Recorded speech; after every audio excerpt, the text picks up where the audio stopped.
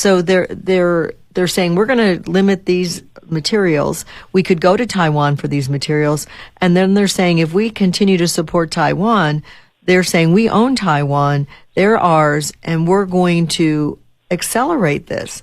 So they're being very aggressive in their words and in their deeds. And you know, they're using force to seek independence, I think is wishful thinking and is doomed to failure, but he added. That's what he's saying about Taiwan. So the CCP is saying they're using force to seek independence, but they've been independent since 1949.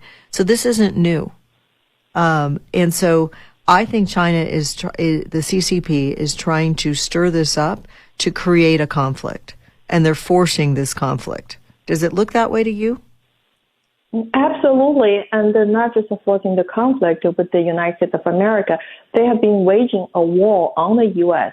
for decades, and Mao Zedong, the leader and founder of the new Federal State of China, he had already been warning the United States that the CCP's ultimate goal is to take over America's global dominance, is to take over America's global leadership, so that this whole world will have a new order controlled by the CCP.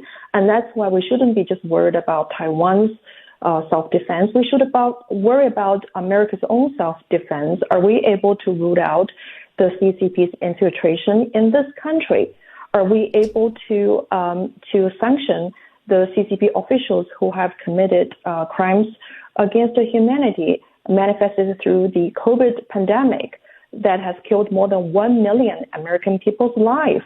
And I know there are already two U.S. law firms have filed a class action lawsuit to hold the CCP accountable. They're seeking $20 trillion from the CCP government to compensate for the lost lives of the American people.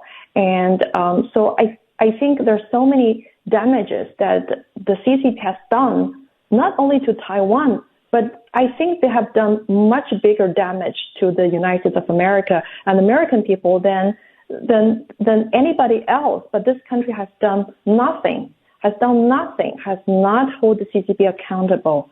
And the current administration is continuing to condone and appease the CCP, because we're not seeing very hardline policies against the CCP. We're seeing continuous appeasement.